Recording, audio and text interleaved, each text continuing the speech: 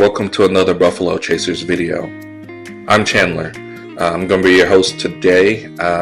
Fishing my new home lake again, which is Ray Hubbard. Joining a new friend, Javi, with Texas Tankz Guide Service. He's a new guide on this lake, but he's been fishing for quite some time, and I'll let him do an introduction here later in the video. It is warming.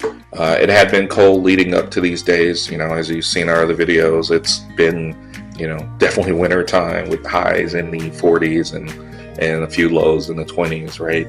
But this is one of those warm days. I think the day before this was warm, where it got into the 60s, and then this day was also, I think, in the 60s or 70s. What I find really interesting in this video is that when we first got there, the bite was actually pretty good. We caught a couple of fish really fast. They were taking the baits really good. When they would pick it up, they would hold it, and we would hook them. As the day went on, there was almost like a light switch went off, and all of a sudden they stopped holding on to the bait.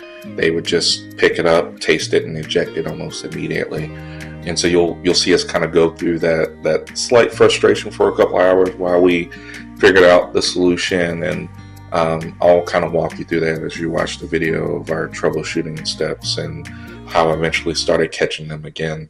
I'll let us finish up the setup, as you can see in this intro, and then I'll go into the first couple of catches that we've had for the day, and then I'll show you kind of what happened as that bite changed. And I do believe a lot of that was how the weather was changing throughout the day as well.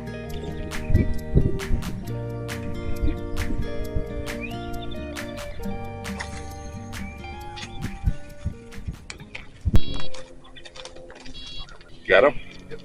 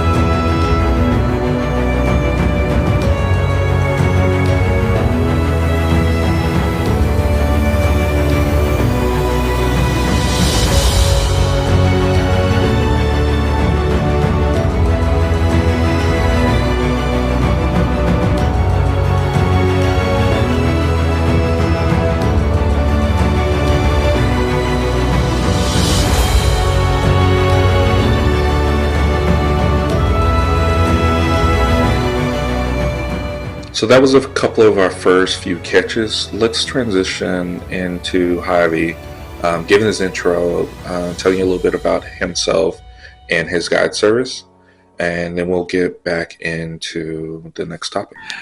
All right, so we're out here today fishing one of our local lakes here in DFW. I'm with Javi. He joined me. Had a tough day, but we've got a few.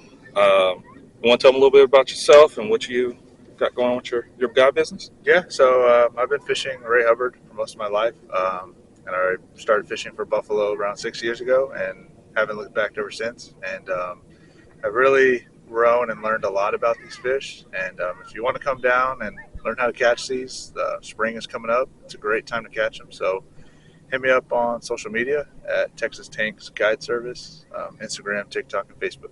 All right, sounds good. We'll have the link for you in the comments. So, cue the baby violins.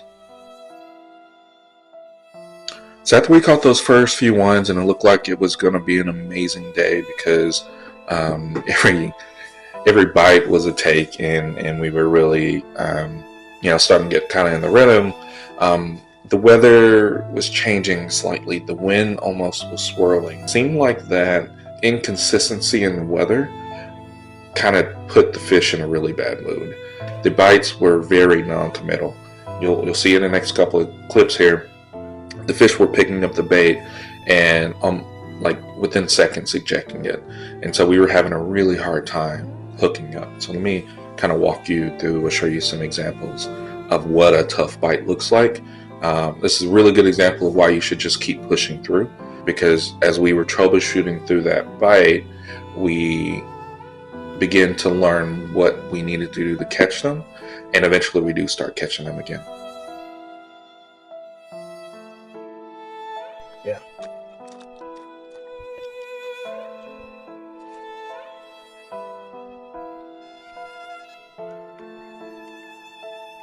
That rooster's still going. I just heard the rooster again. Yeah. Oh, I felt it. I felt it come out of his mouth when I started reeling down the snake.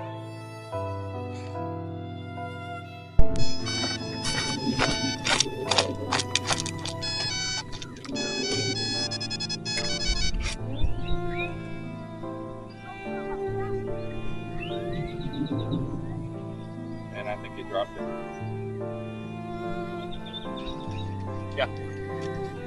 Yeah, he dropped it. Picked it up, swam with it for a second, and ejected it.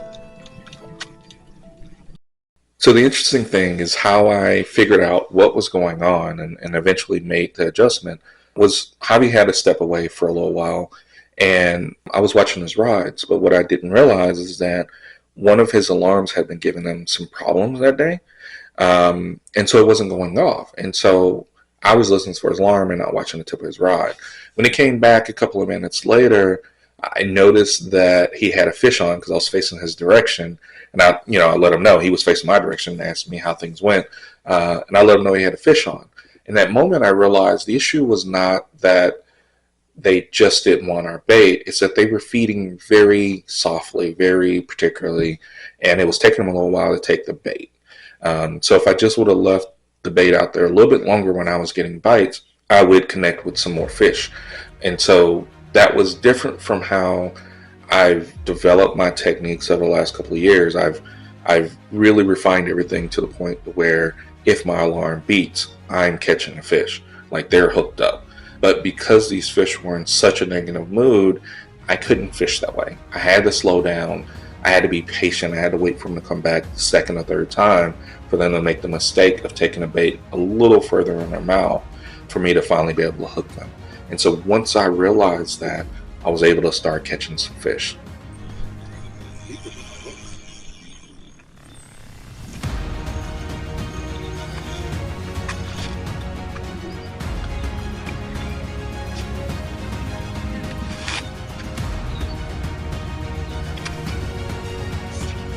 So bad. He didn't seem like he was going to be that heavy.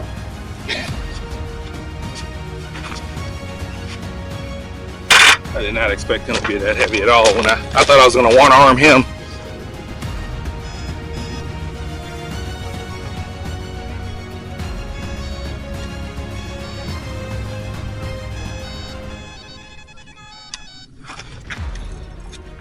He's still out.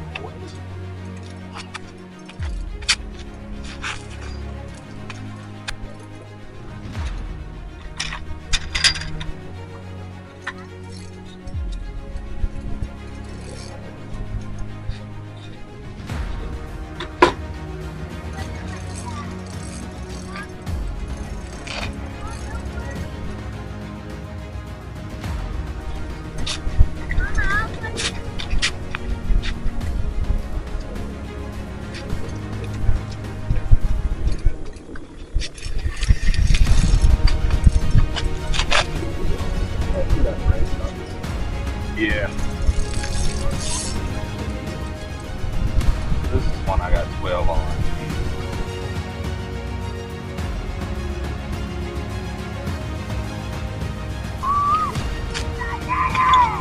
One of those little fat ones, man.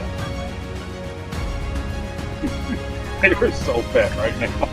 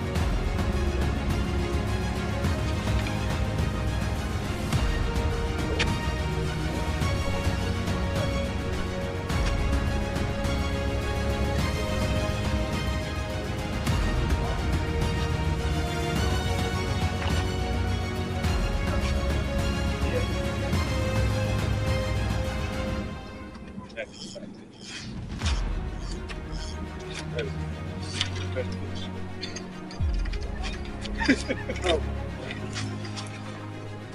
Man, that's a fat fish. Not a one-hander.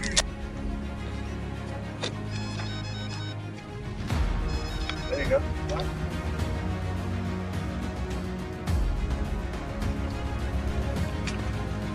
That'll be a good little one.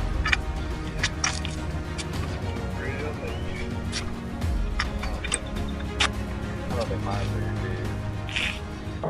Oh, I didn't get further.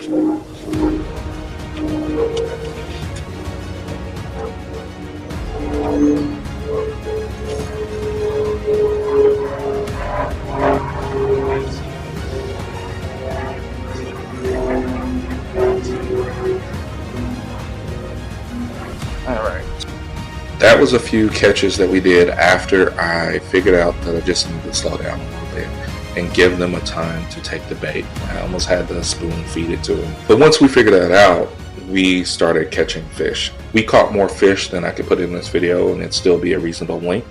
So let's do a montage of the captures that we did.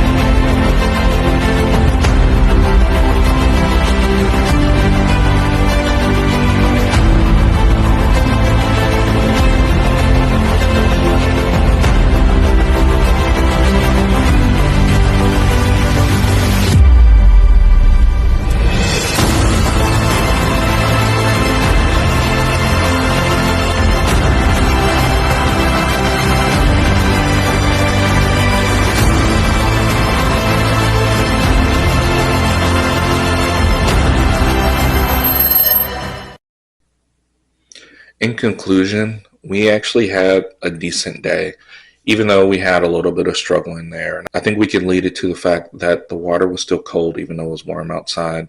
It had been cold for several days leading up to that. We had just, we're only a couple of weeks outside of the ice storm that hit. Our water temperatures are definitely in the low 50s, upper 40s, depending on where you are in the lake. And just because it was warm outside, I think, we were confident they would bite, but with the changing weather in the cold water, the fish just weren't feeling it. After we learned how to make our adjustments and slow down a little bit, we did start connecting. We did end up having a decent day. And so this is one of the reasons why I love buffalo fishing. There's always something to learn. There's always a challenge here. And unfortunately, there's not a lot of information out there about how to do this. You get a lot of information about how to carp fish, and you see a lot of people using carp tactics to catch buffalo. But once you actually dive into it and start targeting buffalo, you understand that there are quite a bit of differences between carp and buffalo, and you can really make it to where you really don't catch a lot of carp once you understand how to target the buffalo. And so this was just another example of how we work through the challenges of catching this fish. As always, if you guys have any questions, leave them in the comments. We'll reply. Go check us out on our social media on Facebook, TikTok, and Instagram. Check out my buddy Javi on Texas Tankz Guides as well. I'll leave his link below, and you'll see it here on screen. And yeah, you guys have a good day, and look forward to seeing you at my next video.